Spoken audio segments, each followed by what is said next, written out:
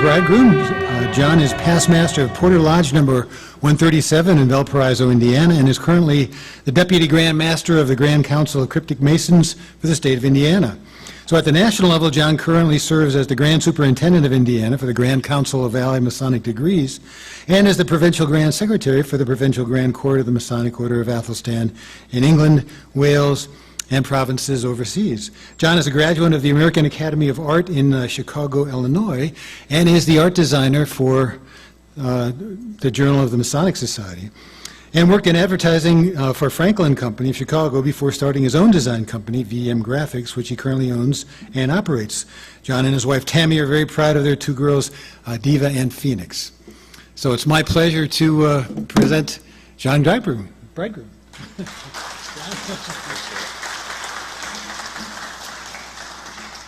Good afternoon, everybody. Hopefully you're not all too sleepy from lunch. I'll do my best not to contribute to that. Before I get going, I do want to thank the Academy of Masonic Knowledge. I want to thank the Academy. I'm sure that joke's never been made before, especially George. I really appreciate you guys having me out here. It's been a blast, and I'm no stranger to Pennsylvania Freemasonry. You guys should be really proud of your state. Come out here quite a bit for different things, and Freemasonry is strong in Pennsylvania, stronger than most places that I've been. So, Brother Pohl had told a story about the young Mason who went and gave a talk on alchemy in his lodge and was shunned because it was perceived that he was the problem. Hopefully I will not suffer the same fate after I deliver this talk to you. But anyways, we'll give it a shot and see what you guys think. So, depending on who you talk to, Freemasonry has been defined as many things. I suppose inasmuch as Freemasonry is comprised of its members, that none of those can wholly be discounted. It would stand to reason that the craft is exactly what its members make it. Perhaps that's why opportunities such as these are so very important. Masonic education, as it were, is an opportunity to grow, change, and elevate what we think of this ancient fraternity. And that alone grows, changes, and elevates the royal art as a whole. Just in these few opening statements, I've referred to what we do as a fraternity, a craft, and a royal art. We use these terms often interchangeably, but they imply very different things. Currently, it's all of them in different places. It's also a spiritual journey to some. But what these labels are doing is trying to define something that its participants are still in the process of discovering. Everyone progresses at different paces, and everyone starts in different places. I would propose another description of Freemasonry that in its defining does more to liberate than to restrain. We are the world's oldest and largest fraternity. In that capacity, we care about our brethren deeply, and we look to aid them in times of need, and we look after the widows and the orphans. There's no denying that in those times, we are certainly fraternal. We work on improvement lesson by lesson, slowly working to build an allegorical temple. When we practice that using the many lessons that are found in the degrees, it is most certainly a craft. We speak of the grand architect of the universe, and we focus on what awaits the immortal soul when the scythe of time calls to us. And in those times, we are embarking on a spiritual journey.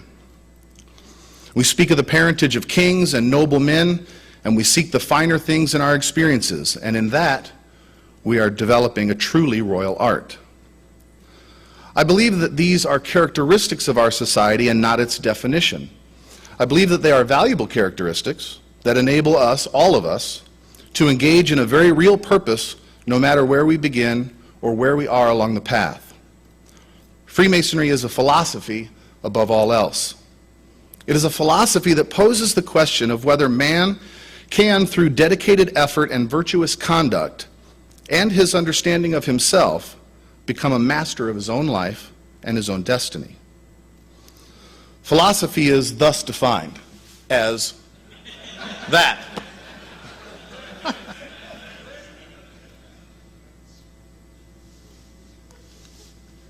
Thus defined. Philosophy is defined as all learning exclusive of technical precepts and practical arts, the sciences and liberal arts, exclusive of medicine, law, and theology. The pursuit of wisdom, a search for a general understanding of values and reality by chiefly speculative rather than observational means, and the study of the fundamental nature of knowledge, reality, and existence. Now, I don't know about you, but those definitions seem nearly interchangeable with the Masonic statements made in our very ritual, which state that the liberal arts and sciences are Masonry, and that we are a speculative art, and that our search for knowledge and wisdom are our chief aims. This is important to understand as we go forward because philosophy is different from all other explanations, and that there is no obtainable answer. In fact, the answer is not the point, but the pursuit and practice of seeking is the goal. It is in the very act of searching that enlightenment is found. This is the whole point of teaching in allegory. The very reason why all mystical schools of the ancients and all religions have used this method to convey their ideas since time immemorial. It is in the seeking and not in the discovery. The title of this presentation was billed as Freemasonry as a Hermetic Philosophy. My hope is not to convince you that Freemasonry is only this, but to show you a perspective that you may not have considered before. I think it best if we discuss Freemasonry first so that you have a clear idea of the context of this ideal. Freemasonry makes a definitive statement early on in its degrees. It says that it is a system of morality, veiled in allegory, and illustrated by symbols. Now, this is fairly concise, and yet we constantly forget it in our approach. How many times have we discussed whether Hiram Abiff was a real person? How many times have we debated whether the craft actually extends back to Solomon's temple? How many times do we debate the origin of the stonemason guilds? It is a system of morality by its own admission, and it is veiled in allegory. I believe that teaching allegory serves a very specific purpose. Man learns by experience. I can tell you all day long what the next slide will be.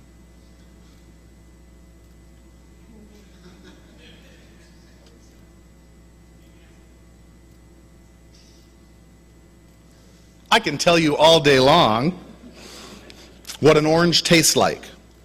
But until you taste the orange for yourself, you cannot truly know what it is. Allegory tells you something but allows for the personal discovery of the real meaning, therefore allowing you to come to understand it as a truth. This is the only way its teachings can actually affect change in the individual. It takes time, effort, and understanding.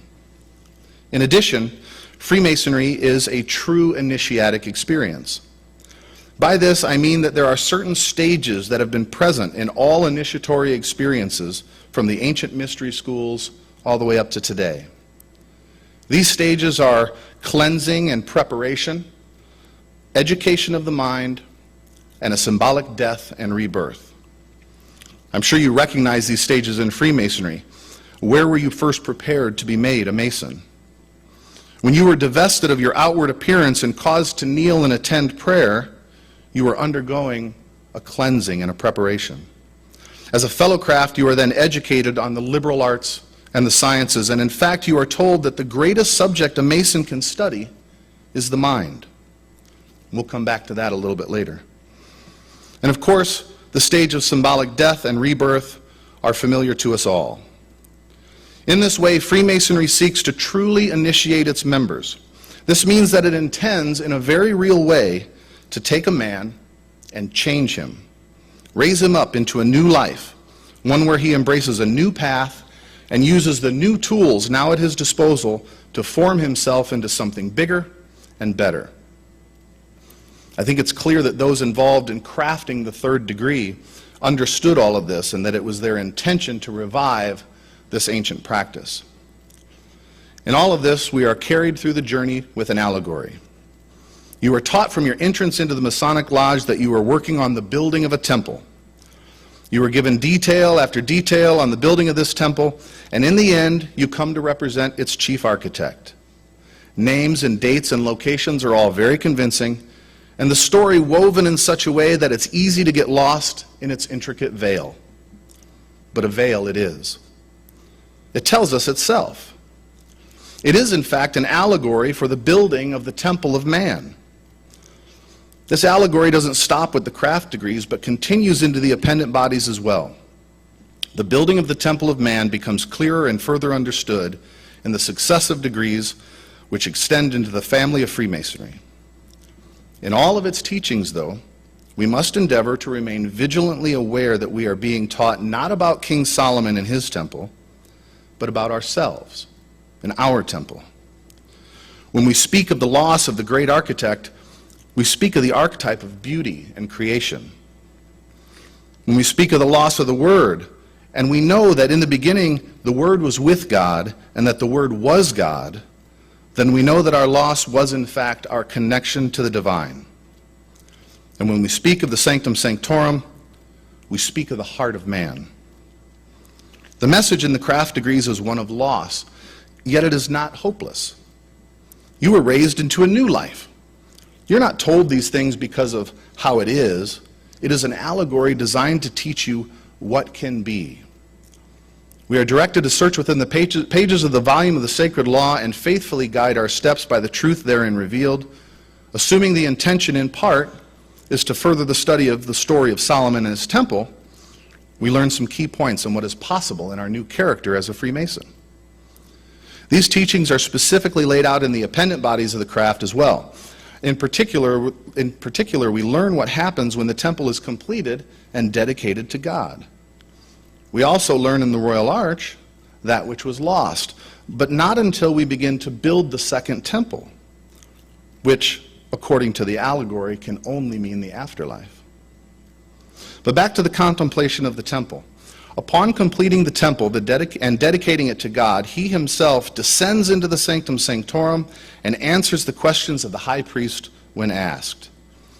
He rested between the cherubim on the mercy seat of the Ark of the Covenant.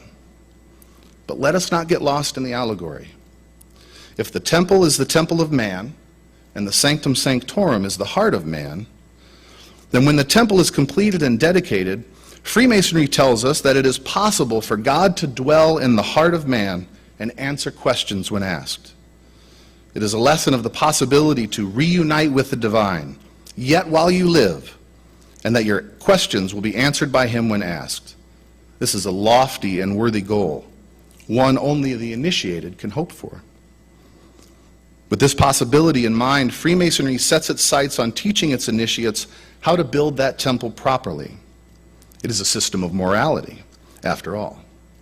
It teaches that through labor and the application of faith, hope, and charity, and the four cardinal virtues, that we can fashion ourselves into a fitting place wherein God himself may dwell.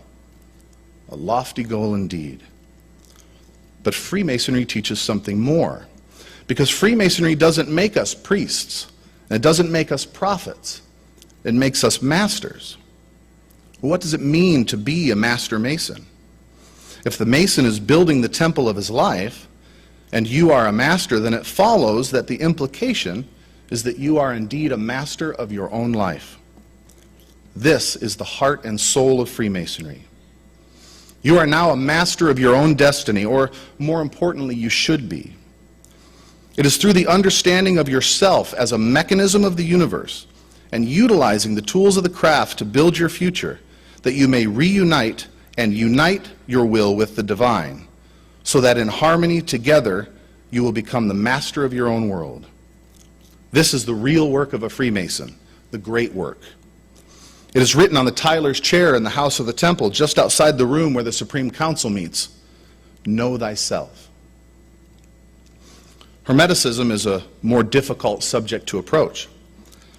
It is challenging because of the broad nature of the term, and it's originating in a time when they were less concerned about recording facts and more about conveying the meaning and purpose of something. In its broadest aspects, it refers to a large collection of writings from ancient Egypt and earlier, all of which are attributed to Hermes Trismegistus. Hermes is a curious and important figure to the ancient mysteries. He was an Egyptian priest, and Hermes Trismegistus, or Thrice Greatest, was supposed to have lived about 2000 BC. He was a celebrated Egyptian legislator, priest, and philosopher who lived in the reign of Ninus. He is said to have written 36 books on theology and philosophy and 6 upon medicine, all of which have been lost to antiquity. There are many traditions of him, one of which, related by Eusebius, is that he introduced the hieroglyphics into Egypt. Clearly, this is a legendary or possibly even allegorical attribution.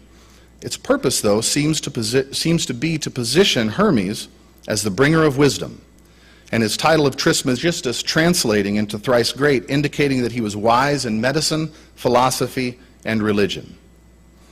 He was an Egyptian philosopher, but he's also blended with the Greek god Hermes and the Egyptian god Thoth.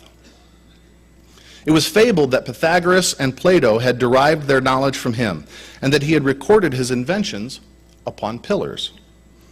He is supposedly the author of the Emerald Tablet, which is the foundation of many Hermetic organizations and philosophies, and also the foundation of alchemy. The writings that do survive are found in a collection that is referred to as the Corpus Hermeticum. Notably of these is the Divine Pymander, and a more recent Hermetic work is the Kybalion. These all help to shape the ideas and principles which have fallen under the mantle of Hermeticism. Ultimately, due to its ancient origin, or perhaps it's just the nature of such things, Hermeticism would appear to be a theosophic study, predating Masonry and attributing its origins to the teachings of Hermes Trismegistus. There are 7 principles of Hermeticism that stand out. They're stated in the Kybalion as the principle of mentalism. The all is mind, the universe is mental. The principle of correspondence. As above, so below, as below, so above. The principle of vibration. Nothing rests, everything moves, everything vibrates. The principle of polarity. Everything is dual, everything has poles, everything has its pair of opposites. Like and unlike are the same, opposites are identical in nature, but different in degree. Extremes meet. All truths are but half-truths, and all paradoxes can be reconciled. The principle of rhythm. Everything flows out and in. Everything has its tides. All things rise and fall. The pendulum swing manifests in everything. The measure of the swing to the left is the measure of the swing to the right. Rhythm compensates. The principle of cause and effect. Every cause has its effect. Every effect has its cause. Everything happens according to the law. Chance is but a name for a law not recognized. There are many planes of causation, but nothing escapes the law. The principle of gender. Gender is in everything. Everything has its masculine and feminine principles. Gender manifests on all planes. Each of these, a presentation could be written about. They're deep, philosophical concepts presented here only as bulleted points to give you a basic overview of Hermetic thought. But I want to expound on one of them, however, which will help us understand how Freemasonry fits into this ideal, or more appropriately, how Freemasonry expresses these ideals in its form of esoteric teaching. The principle of mentalism, and that the all is mind and the universe is mental, is an abstract concept that dives deep into our understanding of what is possible on this plane of existence.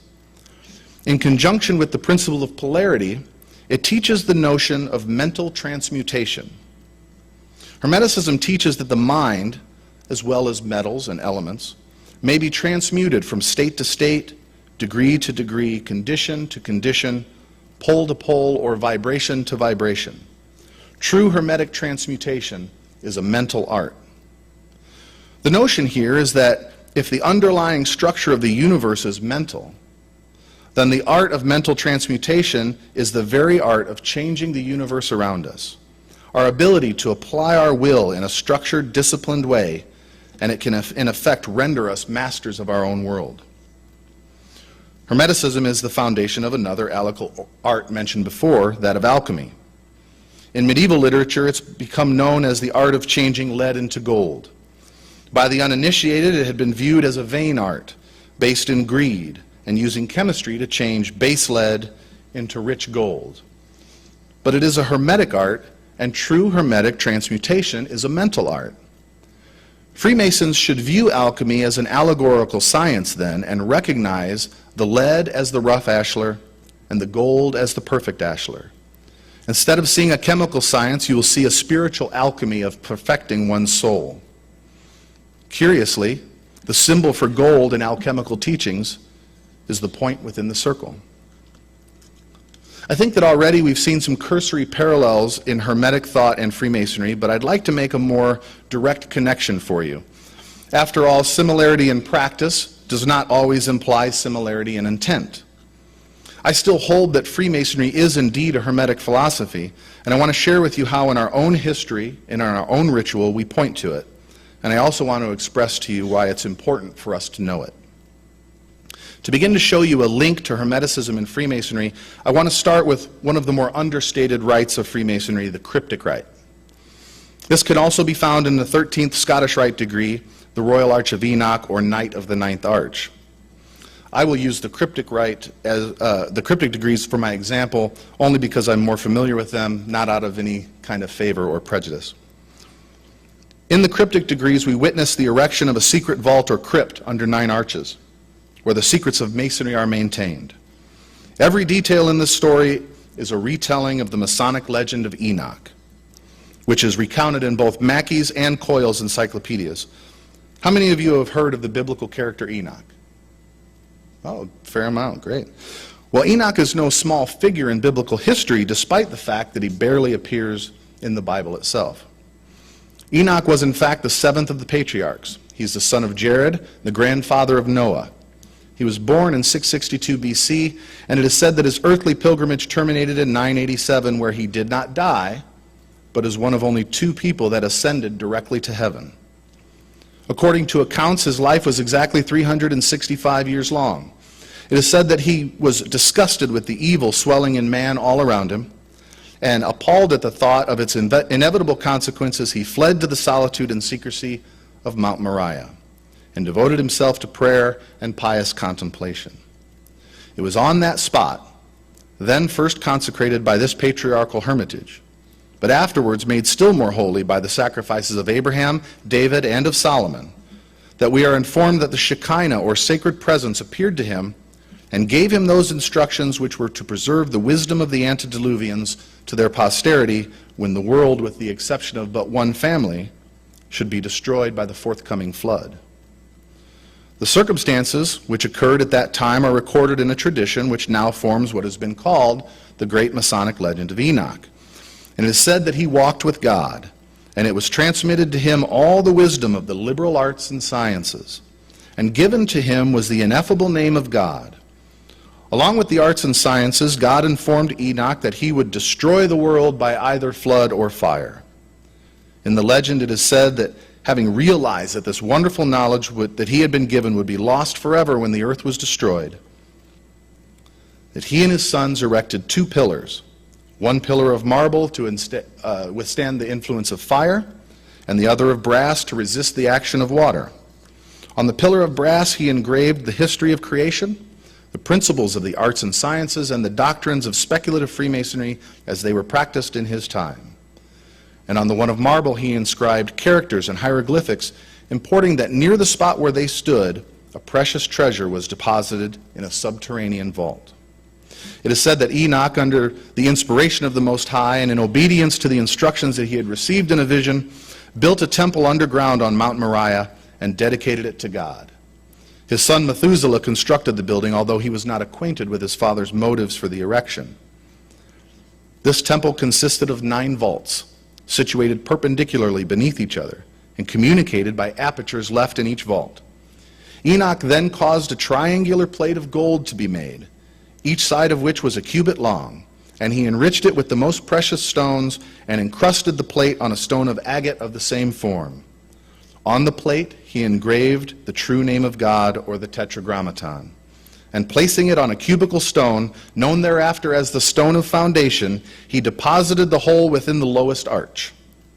When this subterranean building was completed, he made a door of stone, and attaching to it a ring of iron by which it might be occasionally raised, he placed it over the opening of the uppermost arch, and so covered it that the aperture could not be discovered. The location of this hidden vault, Mount Moriah, is the same place where Abraham went to sacrifice his child for God, where Solomon built his glorious temple, and where the second temple stood, where Muhammad supposedly ascended directly to heaven, and the Dome of the Rock stands today.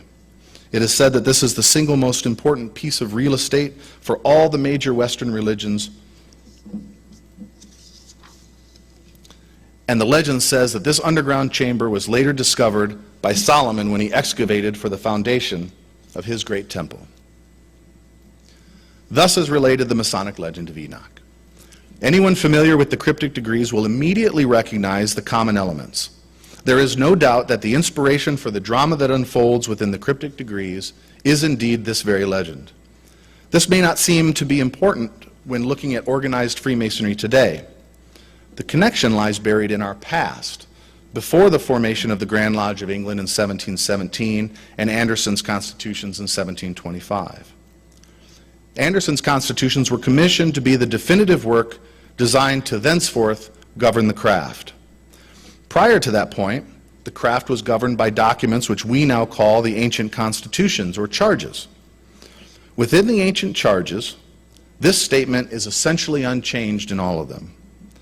The great Hermes, that was Cubus' son, that was Sem's son, that was Noah's son. This same Hermes was afterwards called Hermes, the father of wisdom.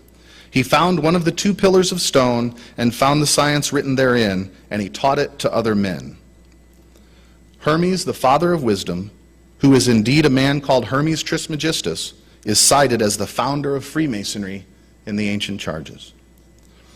What's more is that here we have Hermes Trismegistus, the great-grandson of Noah, who is the great-grandson of Enoch, discovering the pillars of the porch. Enoch designs two pillars intended to survive fire and flood, conflagration or inundation, as our ritual says.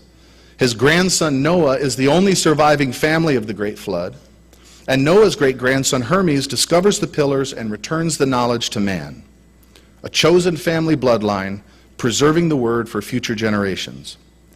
It is in this way that the cryptic degrees tie themselves to the craft degrees more strongly than any other system, not on the surface with our current system, but to our heritage prior to 1717.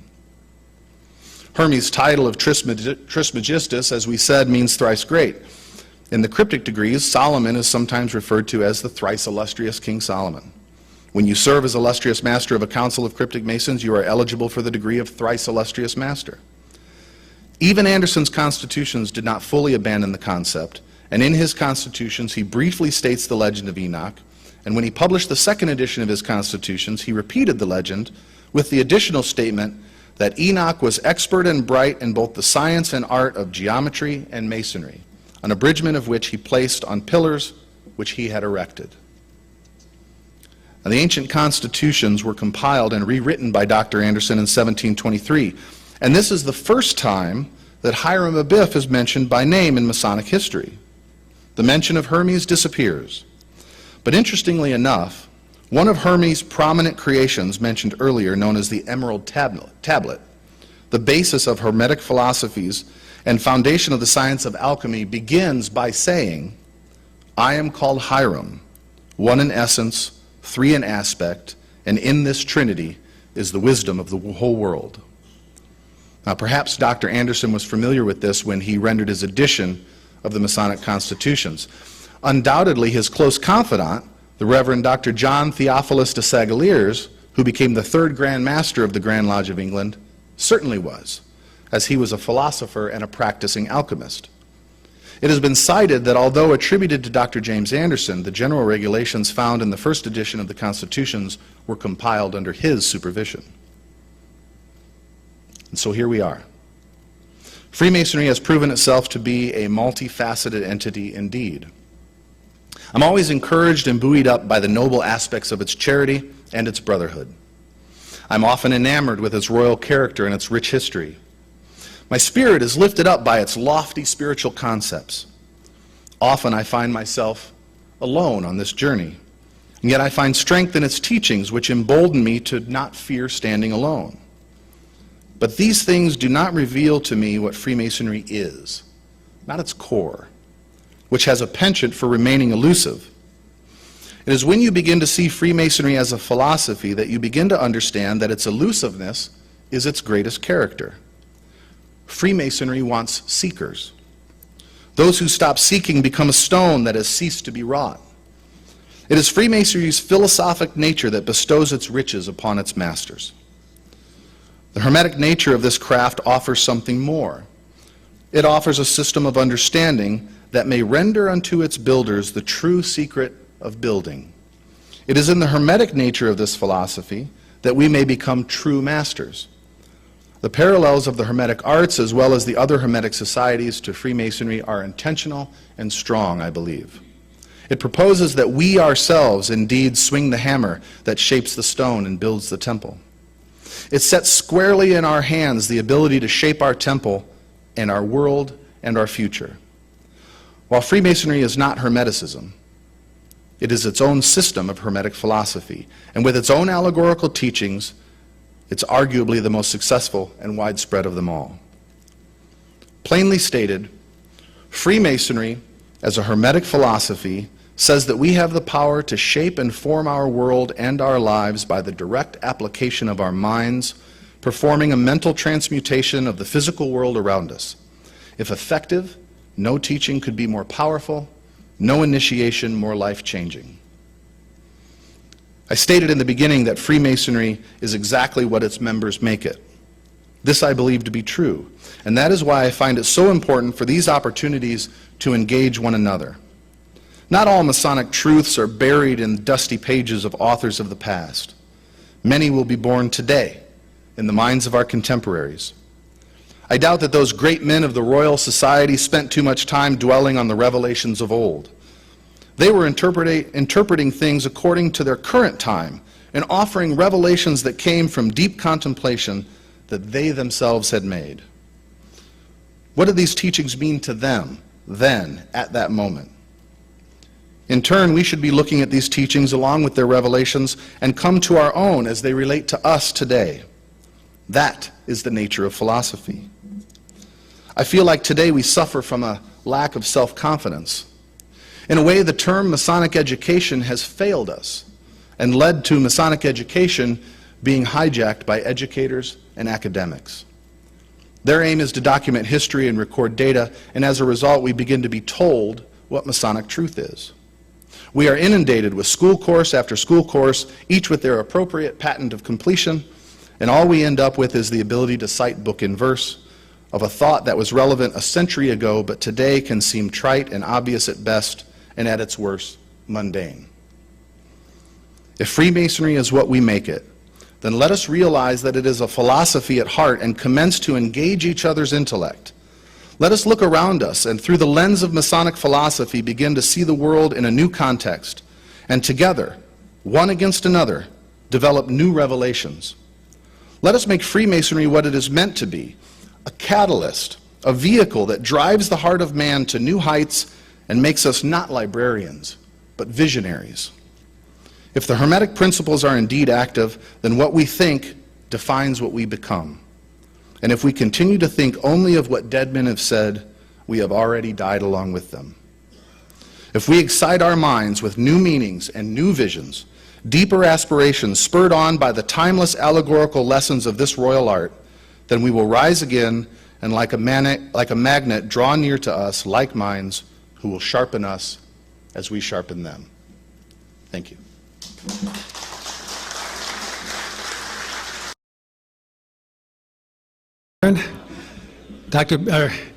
Brother Bridegroom has given us a lot to chew on here, and so this is your chance to pick his brain.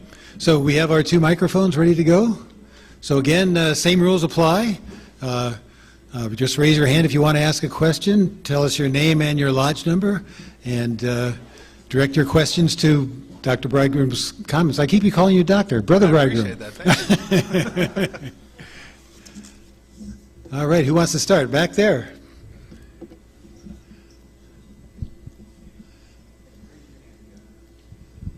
Ryan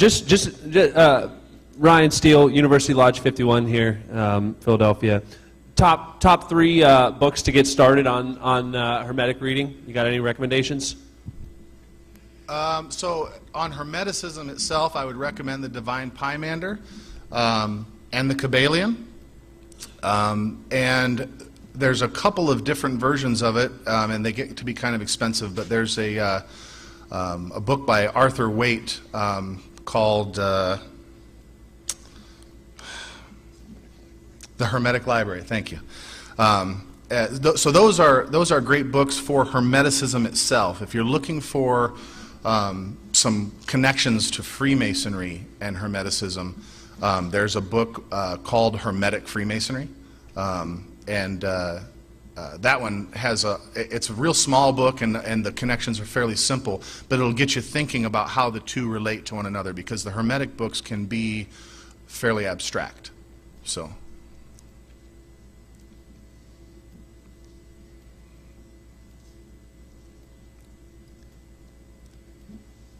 Anybody else? Down in front here?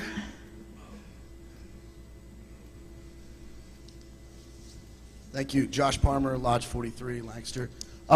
Did you mention in there, Brother Bridegroom, that they found one, this to Hermes Trismegistus, he found one pillar?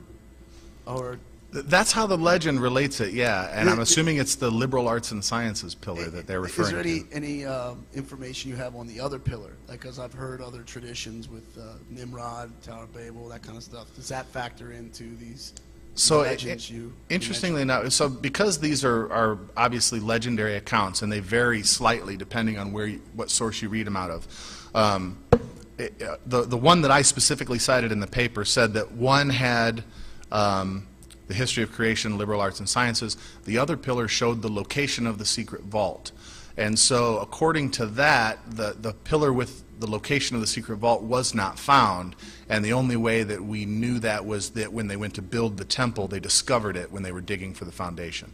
So I'm not familiar really of a tradition that speaks specifically of which pillar was found, but of course also in the notion that those pillars were also the pillars of the porch are descriptions in the ritual of the pillars of the porch that the history of the liberal arts and sciences and Freemasonry were deposited therein, and so it all kind of roundabout relates to each other, but none of them are very specific. So, which again I would say, don't get caught up in the allegory, right? So you get caught up in the details and say, oh well, what did the pillar actually say on it? But that's not really the point. The idea is how the knowledge was preserved, who preserved it, why. It becomes a very philosophical thought process as opposed to getting lost in the story itself.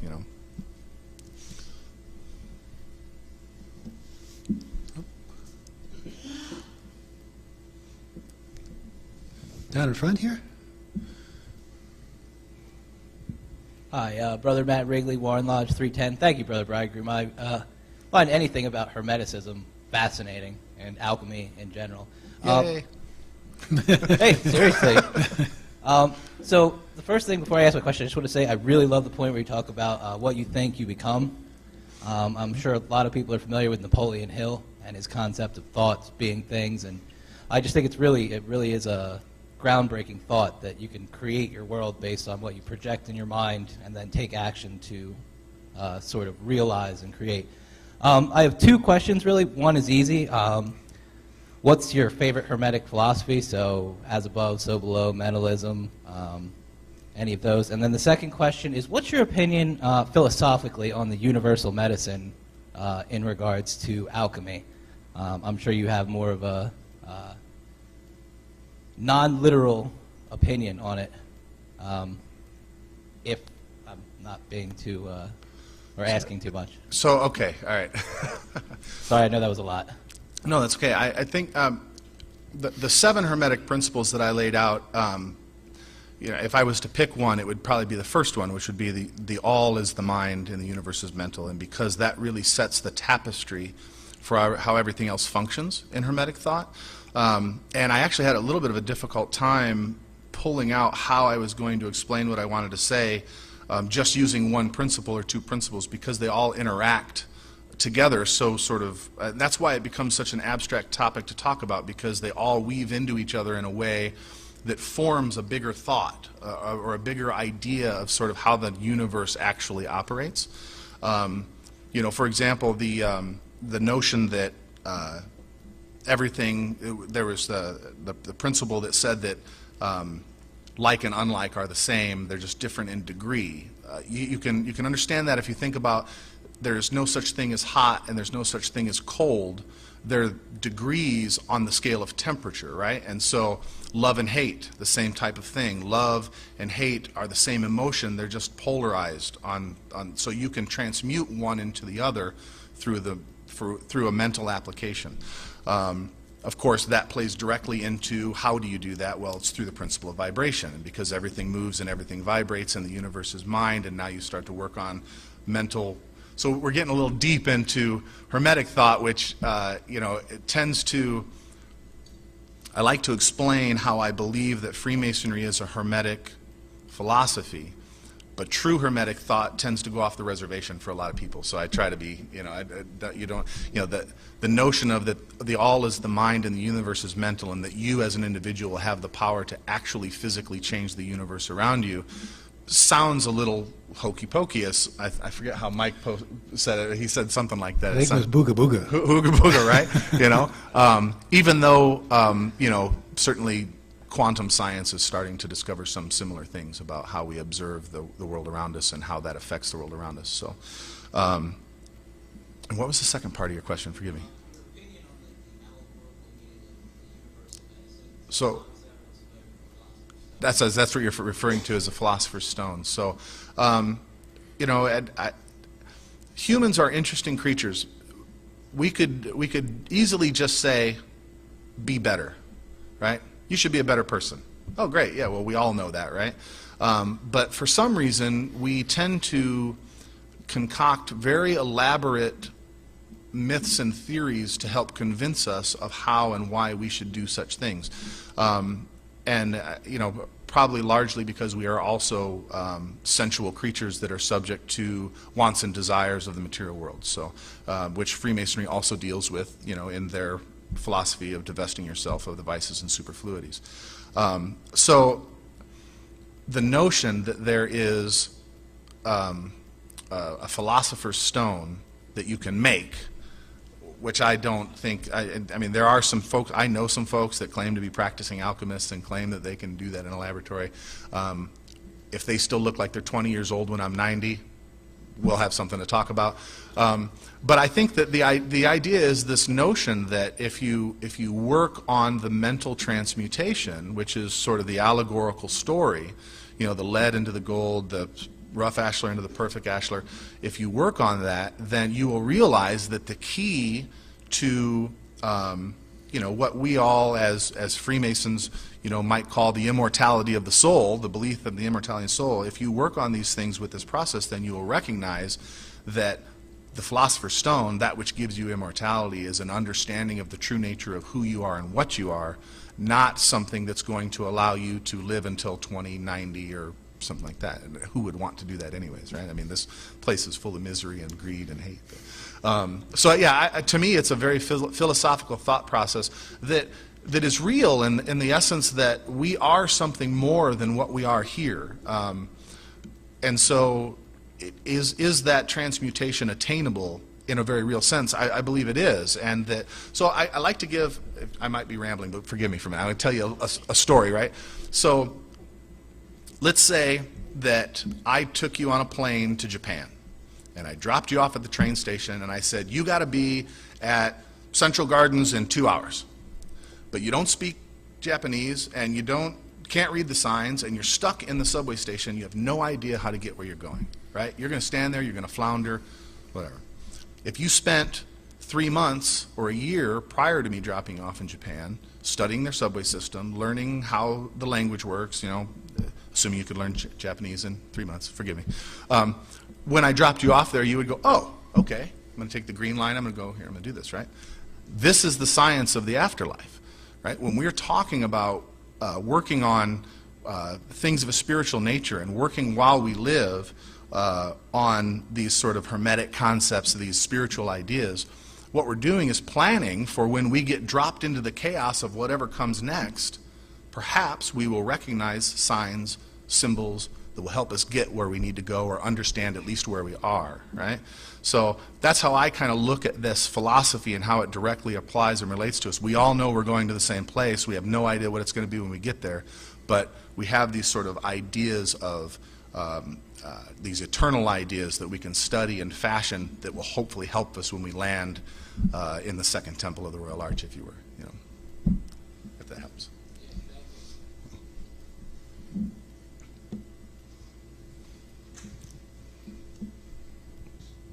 Hi, Eric Krogstad, St. John's 115. Just curious what your thoughts were on how the Hermetic line came to America. Was it through Freemasonry or did it come prior?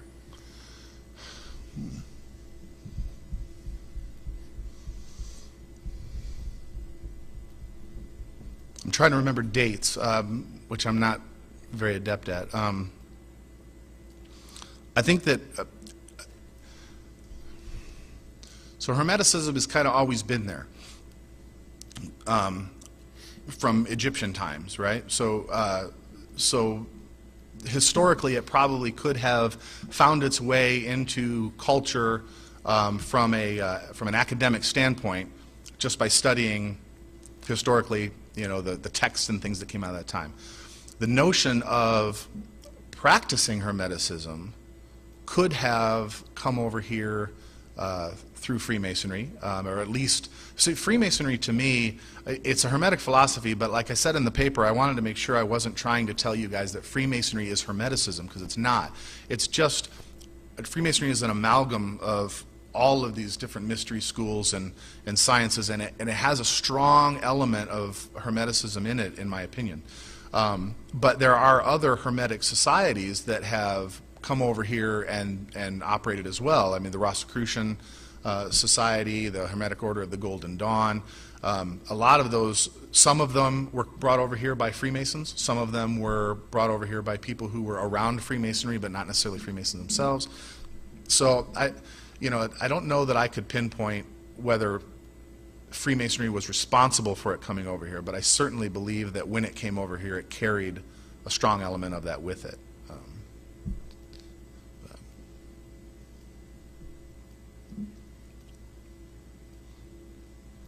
Got a question back there?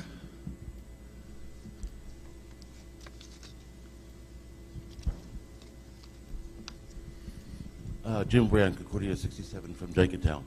Have you by any chance studied Freemasonry in Japan and so on, and Taoism and the Jade Emperor's Mind Seal Classic?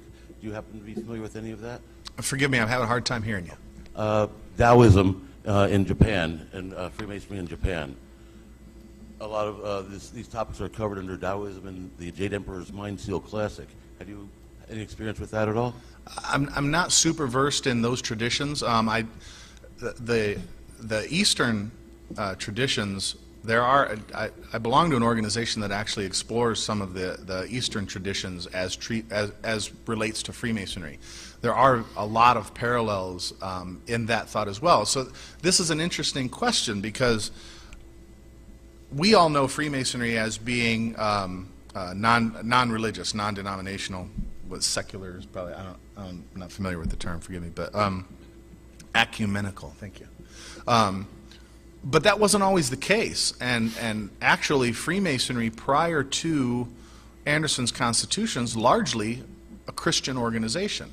So it poses a really interesting question, is how could a Christian organization embody Eastern philosophy characteristics, Hermeticism, and those sorts of things? I have my own thoughts on that. I probably won't delve into them here. But more importantly, what it displays, in my opinion, is that Freemasonry has a very unique characteristic of preserving things even when the people who are communicating it are unaware of it. Right? So the ritual of Freemasonry has this unique ability of preserving a knowledge or a philosophy, even though those who are conferring the degree are completely unaware of what's there. And so in that way, I could see it picking up things along the way and carrying these principles and these philosophies through without the Christians of the time being aware that they were communicating it, or even now the Christian principles of the order, which are also strong in Freemasonry, that the members now would say, oh, it's got nothing to do with that. Well, it certainly does in a lot of ways, and if you can choose not to see it, but it's there, you know. So yeah, there is a strong connection with some Eastern philosophies, and all of them, you know, the Eastern philosophies are actually much closer to Hermeticism than, say, Western religion philosophies are. But I think that there are parallels in Christianity to Hermeticism as well that are valuable. But Over here, in the back.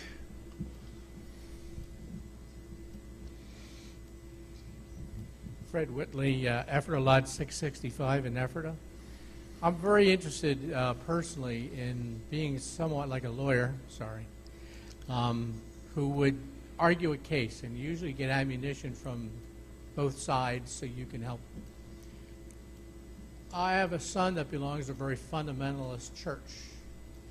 And if you were to go into that church's office and say, do you have a brochure of how your church feels about Freemasonry, they go to the wall and pull it off and they hand it to you, and it's got all these negative things.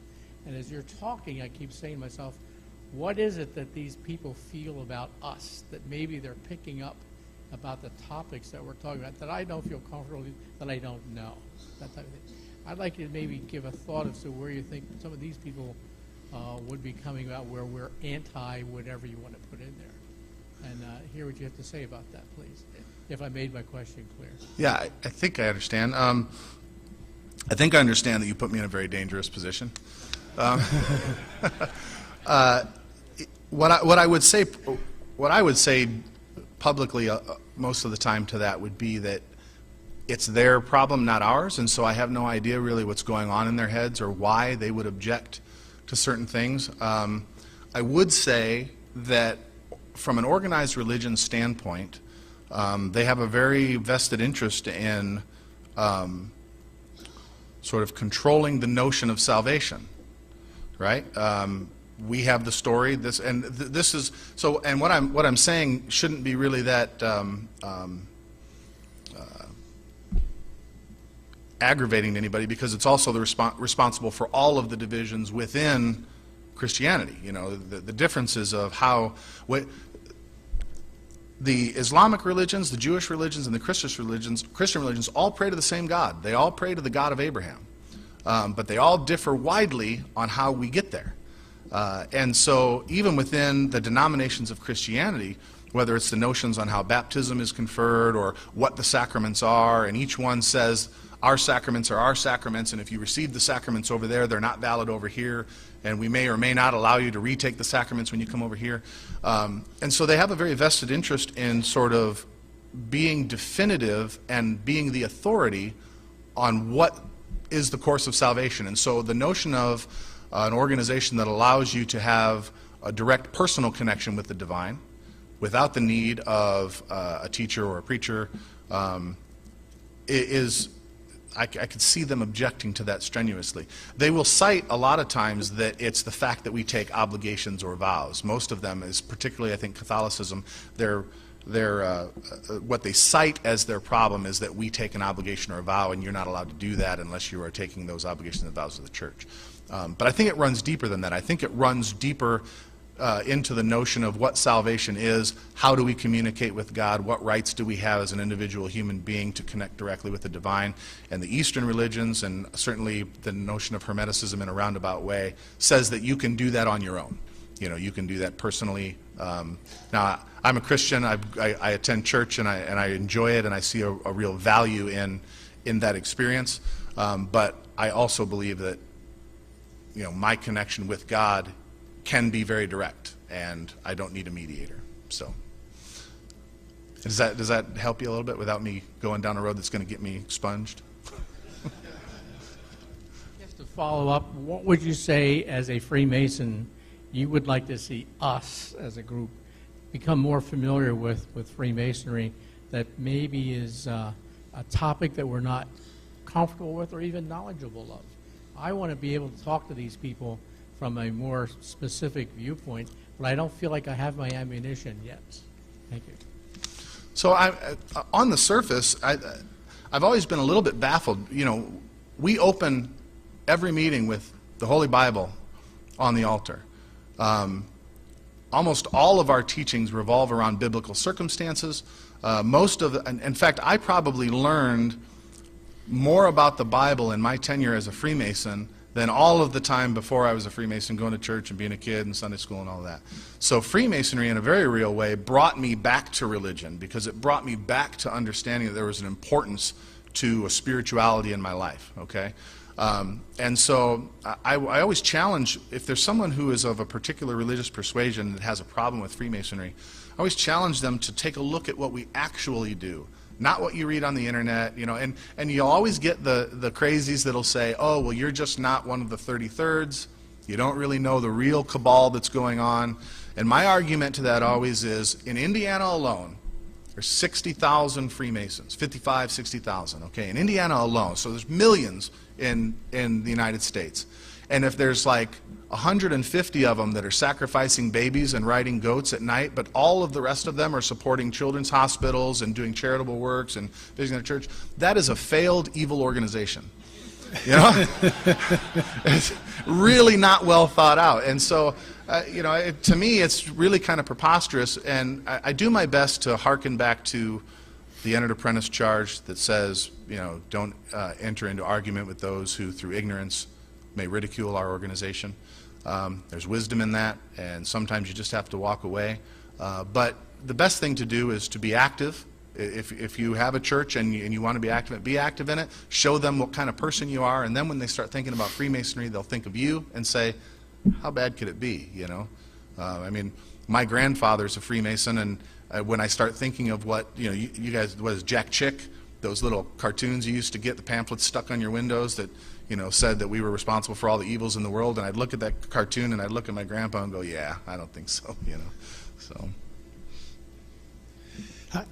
Another thing that I think is interesting in this regard is that John has just given us this Hermetic interpretation of Freemasonry, which is, as he presents it, at least the first principle is idealistic, that all there is mind and its contents. But the major objection that the Catholic Church levied against Freemasonry is that it was materialistic and rationalistic.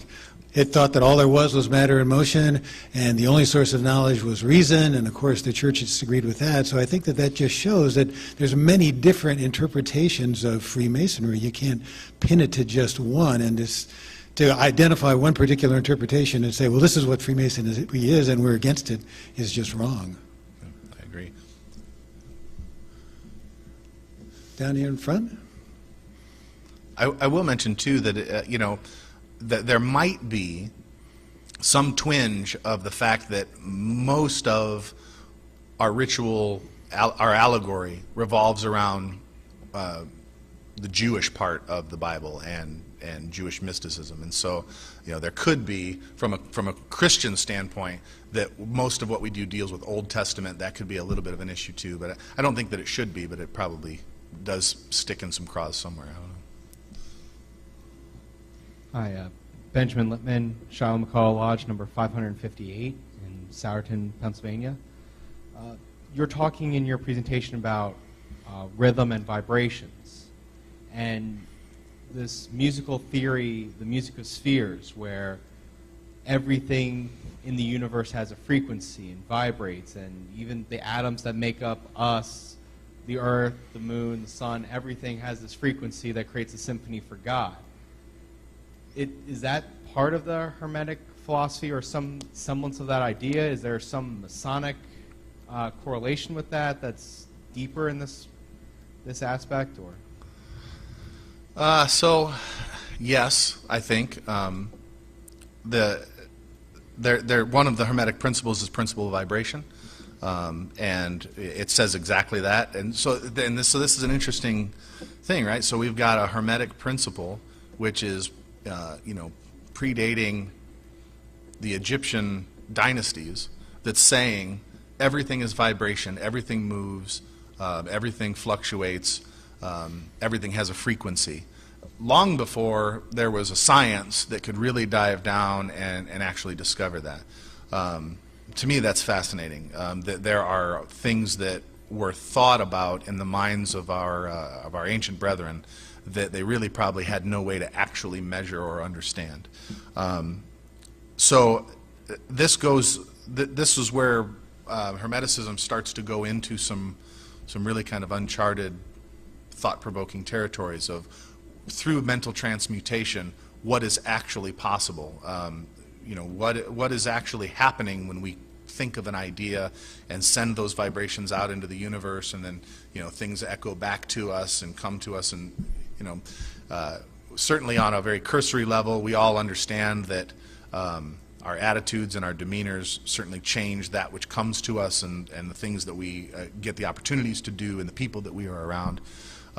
But to actually go into some sort of a philosophical thought of that you can, in a very real way, sit down and in a dedicated effort use your personal will to change your life and your world around you, that's a deep well, it's a fascinating one to me. I think if I would encourage you all to go do it, it might change your life. But it is,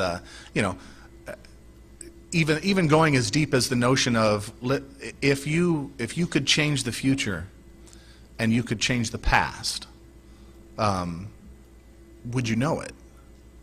The moment that they changed, would your past just then be a changed past? Would you know that it changed, or would the old past disappear and the new past replace it? So the concept that time in itself is not linear and it doesn't exist, and that we are basically in this pool of potential, this all is the mind of potentiality, and we are sort of creating and unfolding it as we go. And what does that mean for the interactions of you to me and our personal ideas and wills? And so it's a very deep road to go down, but it's fascinating. Now, does Freemasonry directly deal with that? I think that it does, but in a very, very roundabout way, and its Hermetic nature hints at it. But ultimately, Freemasonry is a science of the mind and teaching you how to be a master of your own temple, and so the notion that through these principles and these ideas, which actually are almost like the way that in Sunday school you can be taught some of the principles of Christianity, but you're taught them in a way that's very palatable for a child. You're taught these deep principles, but they're taught in a very simple story, okay? The notions of Freemasonry do kind of the same thing by telling you that these notions of charity and the four cardinal virtues, and if you can embody these in your life, that your life will change. Well, what does that really mean? I mean, that's the principle of mentalism. They're telling you that if you change the way you think, that change the way you act, and you move in a virtuous way, that the universe will change around you and line up, and doors will open and things will happen. And I think most of us who probably have dedicated ourselves to Freemasonry at one point or another and dove into these principles and tried to change our lives, we've seen it make a difference. So why we come back. It's why we're here. The guys who come back to Lodge and are at Lodge regularly are there because they say, it changed my life. Well, how did it change your life? You changed your life by adhering to these principles, which are actually very abstract ideas that deal directly with how you think and act. So I hope that somehow answers what you asked. Any more questions? Well, I see that we've just about reached our limit here. We have one more, Josh. Yeah. Okay.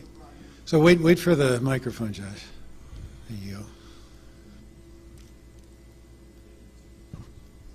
I'm hearing the conversation, the questions, and your answers, and just to piggyback off of what Brother Whitley was saying about how some extremist religious sects may have these pamphlets about us. Do you see this mentalism, our ability to change our circumstances by virtuous moral living, as why some might say, you're a witch or something like that, you're a magician, but the principle, I think he was talking about the vibration with the, I forget which one of those seven was, relates back within the philosophy there, as above, so below. What do they say in the Lord's Prayer? Is in heaven, Right. Do you think that's part of it? Like that there's some people who might say Star Wars or whatever, people using the Force or whatever, learning to use these things. That's a funky New Age thing that's we as true, I put that in funny years, the true practitioners of faith will just let the a world manifest as it will, so to speak. Does that get us into trouble? Is I guess my question. Yes. So, okay, it's a good question, and I think I understand what you're saying. So, two things about that. First of all, you're right. And the Hermetic principle of causation says that nothing escapes the law. Everything has a cause and everything has an effect. Chance or magic or hocus pocus or whatever we want to call it is just a term that means that we don't recognize the law that is happening, okay? Now, as above, so below. There's a couple ways to discuss that statement, but in particular, the notion that man was made in God's image, which is, obviously, perpetuated by the religious establishments as well. God created the universe. Man was created in God's image. So man has the same creative ability that God has, right? Is kind of the notion there. So as above, so below. We have that same power in our own lives to manifest the universe around us. That principle is active all the time. And so those who are subject to their passions, who are... I have another talk that I give that I'm just going to dovetail into for a second, and that's the notion that the mechanism of the universe is replication, okay? The universe takes things that we give it and it repeats it. You can find it scientifically all over the place. Plants beget plants, even people beget little people. Everything replicates itself. And what you throw into the universe indiscriminately will replicate it. And so if you are not subduing your passions and removing the vices and superfluities from your life, and you are an angry person, the universe will replicate angry all around you. So the notion of the universe is mental and all of these different principles that are in effect is that your creative power is on all the time. And if you are unaware of it, then it's just sort of willy-nilly doing whatever your whim is at any given time. And so the one who is the master, the one who is given the keys to build his temple according to his plan, now controls this mental ability of creation and can become a master of his world and create the world around him. Everybody else is like a laser that's on all the time, just shooting, you know what I mean? And so,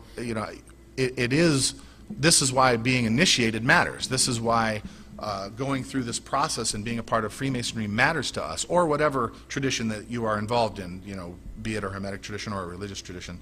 The notion is that you are getting control of yourself and you're purposely directing your life in a way that matters, So, yeah, I think that it is dangerous. Look around the world. It's obviously dangerous when people don't care, but... Well, I think on that note, we'll have to end. But again, thank you for a wonderful question and answer session. And thank you, John. Thank you.